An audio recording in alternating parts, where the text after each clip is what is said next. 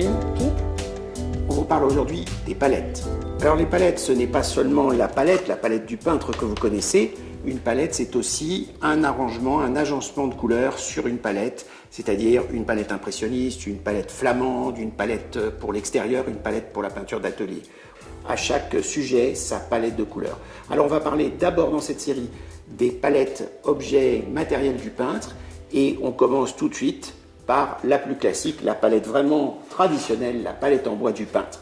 Celle avec un trou ovale pour le pouce et une échancrure. Et c'est une palette évidemment qui est destinée à se déplacer. C'est fait pour le peintre qui a besoin de reculer dans son atelier ou pour le peintre qui est en extérieur, qui n'a pas grand-chose pour poser sa palette. Alors il y a une façon spéciale de la tenir qu'on va vous montrer.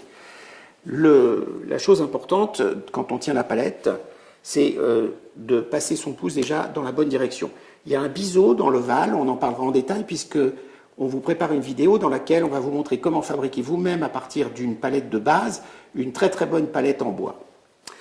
La chose importante, c'est d'avoir la palette en appui sur l'avant-bras, de façon à ce qu'il n'y ait pas d'effort à faire sur la main, parce que la main, elle, doit tenir les brosses.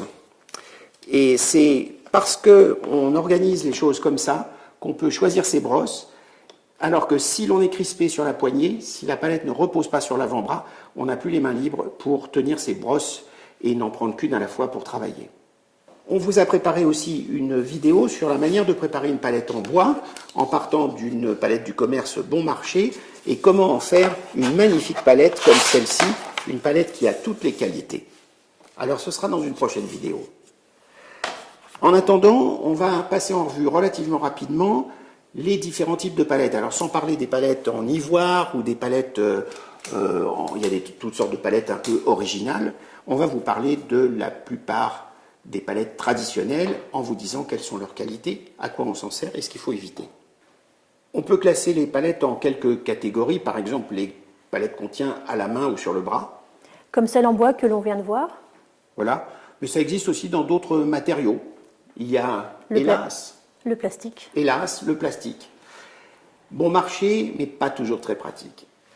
Et puis, il y a aussi ces fameuses palettes jetables. Dites aussi pelables. Voilà, pelable parce qu'on enlève une palette, une feuille, c'est du papier, c'est un bloc de papier. Alors si le fond est un petit peu rigide, on peut la mettre sur le bras, mais s'il est un peu souple, c'est pas très pratique et dans ce cas, on la retrouvera plutôt dans la catégorie des palettes qu'on peut poser sur une table. Alors ces palettes qu'on peut poser sur une table, là il y a beaucoup plus de choix. Une palette dépend de sa forme, sa matière, sa couleur. Qu'est-ce qu'on a en magasin? Le carrelage. Voilà, très simple, très facile, lisse, brillant. Prenez un carrelage évidemment qui a une surface parfaitement lisse. Le gros avantage de cette palette, c'est que ça se nettoie très facilement avec une lame. Vous savez, ces lames pour enlever la peinture sur les vitres, on enlève là-dessus tout en un clin d'œil. C'est merveilleux sur ce plan-là. C'est aussi bon marché et facile à trouver. C'est relativement facile à trouver. Il suffit de faire votre salle de bain en entier et vous avez un bout comme ça qui vous reste. Mais il y a d'autres alternatives. On a par exemple la palette en opaline. Voilà, un très beau matériau, l'opaline. Une couleur qui est blanche sans être trop claquante, qui se nettoie très facilement. Il faut être assez prudent quand on nettoie, de ne pas nettoyer vers soi, mais toujours vers l'extérieur pour des raisons de simple sécurité. On a aussi des palettes particulières. Ah oui, il y a quelques palettes rigolotes. On a par exemple la palette verticale, une palette dont j'ai parlé dans une autre vidéo. Cette palette qu'on attache à son chevalet et qui permet d'avoir la même lumière qui frappe la palette et le tableau. On a la palette boîte. Oui. Humide. Alors la boîte humide, c'est fait pour conserver des couleurs. Alors l'huile, c'est pas nécessaire, surtout pas de palette humide pour l'huile, mais pour l'acrylique ou pour la gouache, la boîte humide, c'est intéressant. Ça permet de mettre ces couleurs sur un papier épais, voilà, qui est humidifié.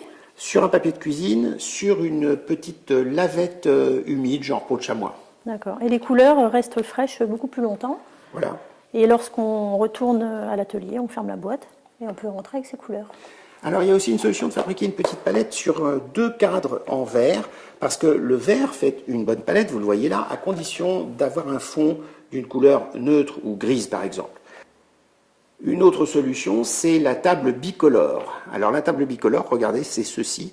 C'est une table de verre. Ici, c'est un dessus de chêne IFI des années 70. Et il entraîne partout dans les brocantes avec une partie transparente. Vous pouvez glisser un papier de la couleur que vous voulez dessus et une partie plus sombre.